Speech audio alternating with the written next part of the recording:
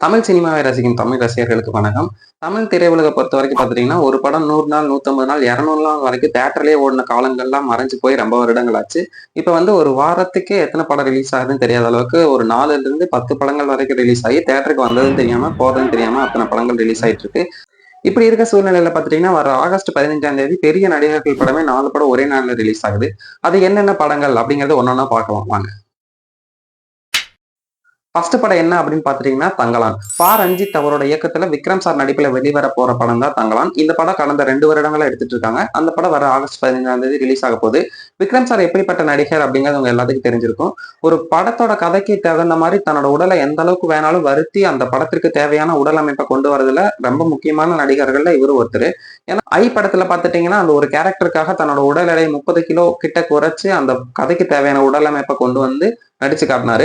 வயசாகி கூட தன்னோட ஒரு கதைக்காக தன்னோட உடலை எந்த அளவுக்கு வேணாலும் வருத்தி உடல் அமைப்பை கொண்டு வரதுல ரொம்ப முக்கியமான நடிகர்கள்ல விக்ரம் சார் ஒருத்தர்.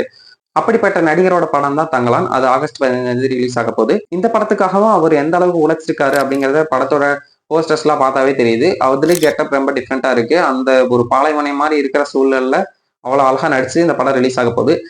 இந்த படத்தோட டைரக்டர் யாரு அப்படின்னு பாத்தீங்கன்னா ரஞ்சித் சார். இவரோட இயக்கத்துல வெளிவர படங்கள் எல்லாமே புரட்சிகரமானதாகவும் ஒடுக்குமுறைக்கு எதிரானதாகவும் தான் படம் எடுப்பாரு. அது மாதிரி இந்த படம் பார்த்துட்டீங்கன்னா ஒரு தங்க சுரங்கத்துல ஏற்படுற சில பிரச்சனைகளை மையமா வச்சு எடுக்கப்பட்டிருக்கு அப்படிங்கிறது நம்ம ட்ரெய்லர்ல பார்த்தாவே தெரியுது. இந்த படம் ரிலீஸ் ஆனதுக்கு அப்புறம் எப்படி இருக்கு அப்படின்னு சொல்லி நம்ம ரிவ்யூ பண்ணுவோம். ஆகஸ்ட் 15ஆம் தேதி வெளியாகிற படங்கள்ல இது ஒரு முக்கியமான படமா பார்க்கப்படுது. இந்த வருஷத்துல அடுத்த ஆகஸ்ட் 15ஆம் தேதி ரிலீஸ் ஆக போற படம் எதுன்னு பாத்துட்டீங்கன்னா பிரசாந்த் சார் நடிப்பில் வெளியாக போற அந்தாகன் படம். பிரசாந்த் சார் வந்து ஒரு 15 வருடத்துக்கு முன்னாடி வந்து ஒரு பீக்ல இருந்த ஒரு ஹீரோ, ஆன்டி ஹீரோவா இருந்தவர். நடிப்புல வெளிவந்த பல படங்கள் இன்னுமே டிவில போட்டா நம்ம உட்காந்து ரசிக்கிற அளவுக்கு அவ்வளவு நல்ல படங்கள் கொடுத்திருக்காரு.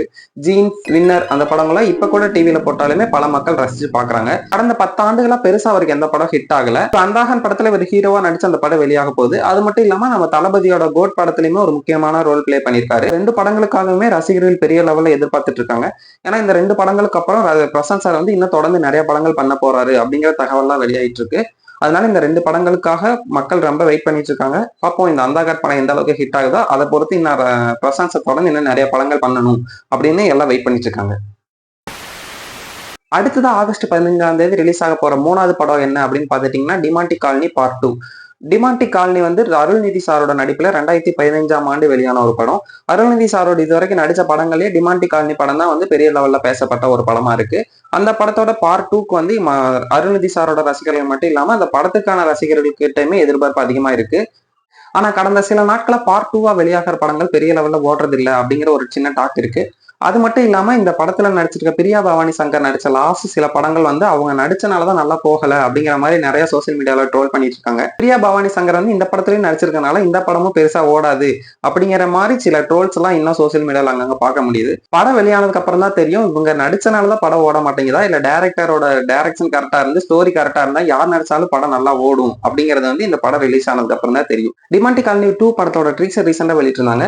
அந்த ட்ரீசரை பார்த்தாவே தெரியுது இது மிக பிரம்மாண்டமா தான் எடுத்திருக்காங்க. விஎஃப்எக்ஸ் கிராபிக்ஸ் எல்லாம் வந்து அவ்வளவு ரொம்ப பிரம்மாண்டமா அழகா பண்ணிருக்காங்க. அதை பார்த்தாவே இந்த படம் மேக்கிங் வைஸ் நல்லா இருக்குன்னு தெரியுது. படம் ரிலீஸ் ஆனதுக்கு அப்புறம் தான் தெரியும் ஸ்டோரி நல்லா இருக்கா மற்றதெல்லாம் நல்லா இருக்கான்னு சொல்லிட்டு படம் ரிலீஸ் ஆனதுக்கு அப்புறம் பார்ப்போம். இந்த படத்துக்கான எதிர்பார்ப்புமே பெரிய லெவல்ல இருக்கு. அடுத்து இந்த வரிசையில 4வதா வெளியாக போற படம் எது அப்படின்னு பாத்தீங்கன்னா ரகுதாதா. இந்த படம் வந்து கீர்த்தி சுரேஷ் அவங்களோட நடிப்புல வெளியாக போகுது.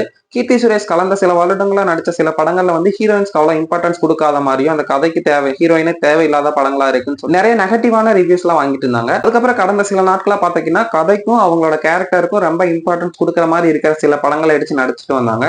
அதுல இவங்க நடிப்புல வெளியான சாணி காகிதம், மகாநிதி, பெண் குயின் ஆகிய படங்கள்ல இவங்களுக்கு பெரிய லெவல்ல பேர் வாங்கி கொடுத்திருக்கு. அது அந்த வரிசையில இந்த படமே உங்களுக்கு நல்லா ஓடுமா இல்லையாங்கிறது படம் ரிலீஸ் ஆனதுக்கு அப்புறம் தான் தெரியும்.